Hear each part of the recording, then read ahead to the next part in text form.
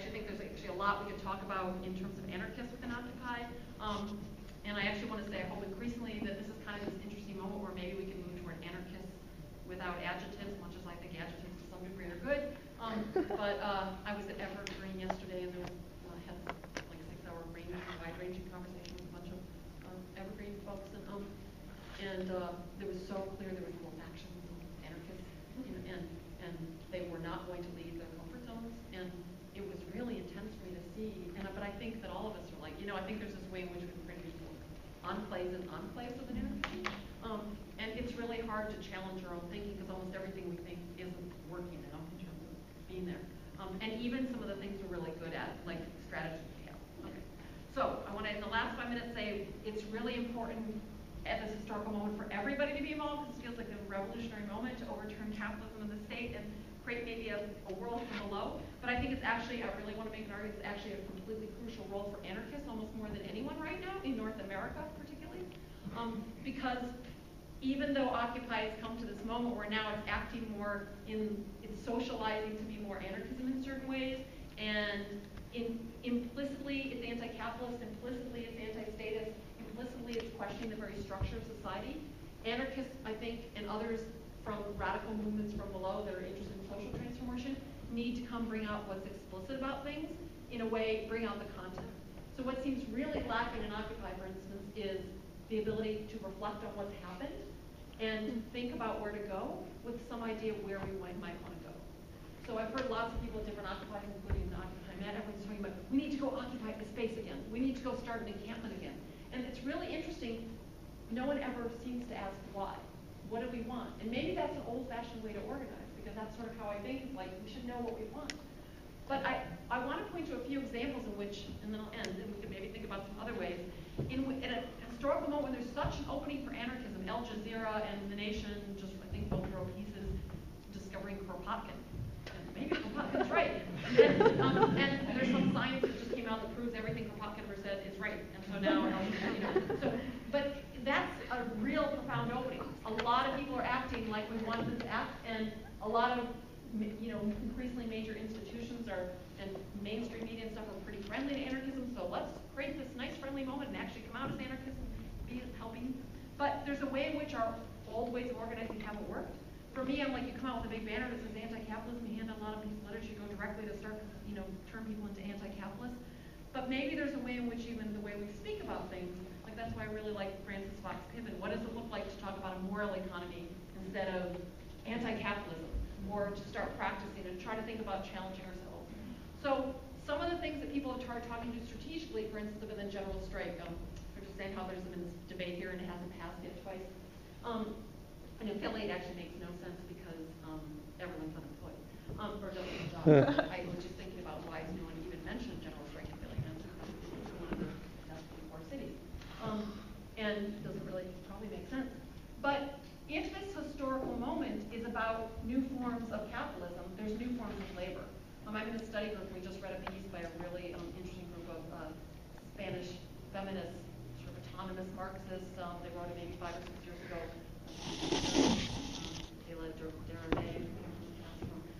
But they were doing some militant research, and they did this thing where they were like, on a day where there's a general strike in Spain, they said, wait, whenever there's a general strike, a lot of people cook food, and it's usually women or labor that's gendered as feminine, and a lot of people take care of kids, and even if it's all, again, not people, it's definitely gendered female largely, and so there's all this, the kind of critique of all this hidden labor that happens that isn't seen in a strike, which actually puts an extra burden on people that are already not waged oftentimes.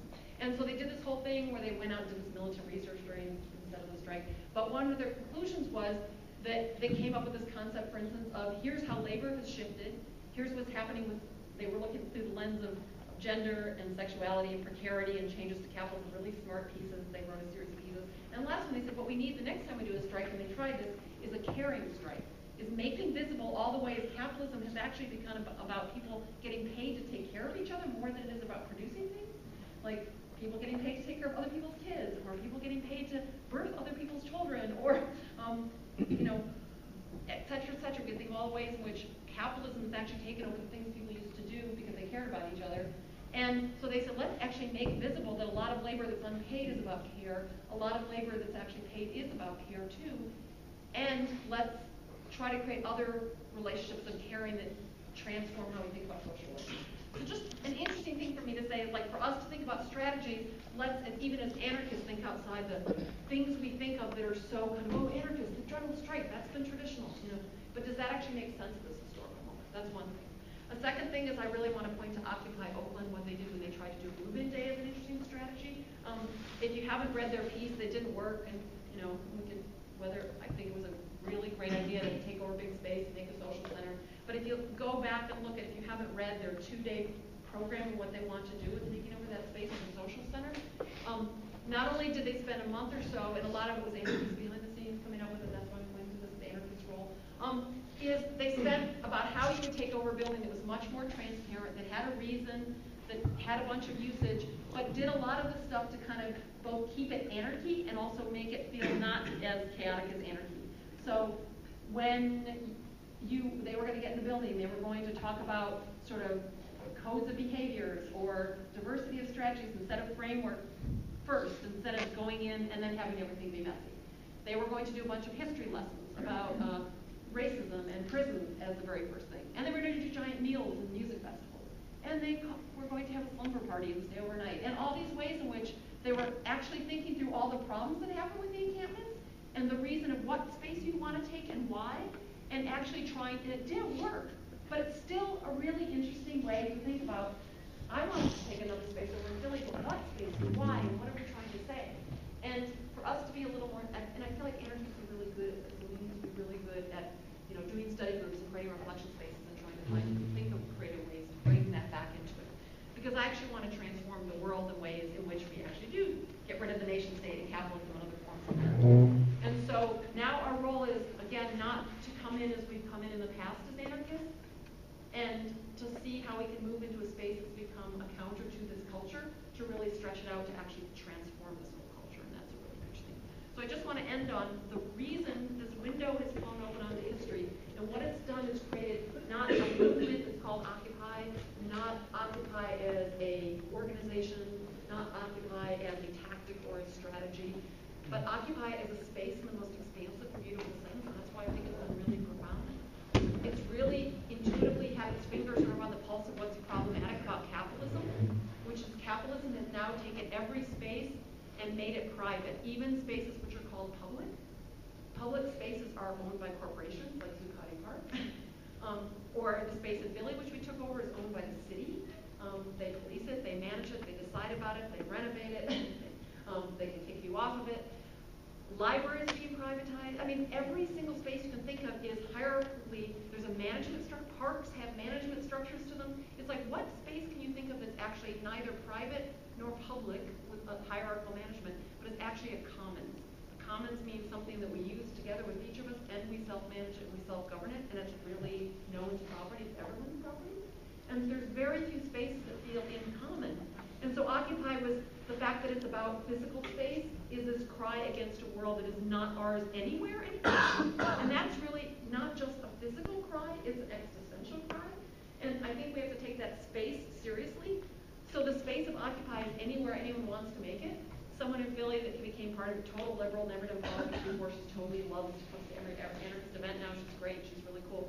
She said, she's like, oh my God, you know, she goes, this whole thing's just blowing my mind. She goes, I went to my office and told all my coworkers about it, and now we're all organizing the office space. And like, that's her Occupy now, you know? And it's like, who cares if she calls it Occupy, whatever the name of her office space is? And there's a school district in Philly that they just declared themselves Occupy 440 was their school district number. And they started trying to shut the school down and take it over and do all these other things. And all of us in Occupy Philly were like, who are those people? They didn't come through our GA. And then we all ran over there and helped them, because who cares?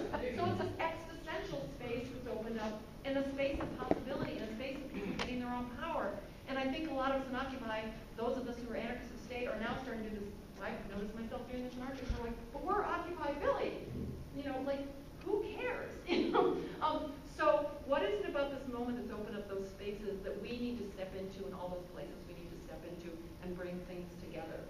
At this collective of collectives thing that I went to the other night for houses, you know, this person's here that said this, but I thought it was really interesting. Someone said there who lives in a collective house that they were the only person that was going to occupy, and their housemates didn't really understand. They were there all the time and weren't sleeping in the collective house and probably weren't doing the dishes and all this other stuff. Their housemates were like, what's going on? And but then I thought that person said something really interesting, which was like the space of occupy that they were going into was like this other kind of collectivity. It was this like neighborhood collectivity. It was a collective of collectives in an encampment, and then they would go back to their collective house. And what are the ways you can think about occupy creating the space to cross-fertilize all these different projects and bring them together and make new connections with things, even out of the mess. And that's a really important historical moment to us, just think about like what is the space of occupy allows. And I really think we have very little time left, in a sense. Like there'll probably be an upsurge in the spring, but the state and those who have power are moving so much faster than we even understand. And so I really, really just want to end on urging everybody in every possible way they can think of this to create spaces where they can create space to reflect on. We've been doing that a lot. Really creating our own spaces for us to reflect on how badly we've done things, to do things better, which is also important. Is do this before that window slams shut, because it's not something we can open ourselves, and it's really precious time that if we're really serious about changing the world, this is the time for all of us to really think harder and harder and more strategically and go back and dive in there with everything we try to work at and question ourselves more than we've ever questioned ourselves in our lives, and be willing to be wrong constantly, because this is the moment if we want to make a different world. I think we have a chance, and I actually think that's what's hopeful about this moment and incredible. Even if, like, I've been saying this from the beginning, I'm like, I know this is going to end. How can we keep it going as long as we can and outsmart them and out-organize them as long as we can in a way no social movement has ever done globally?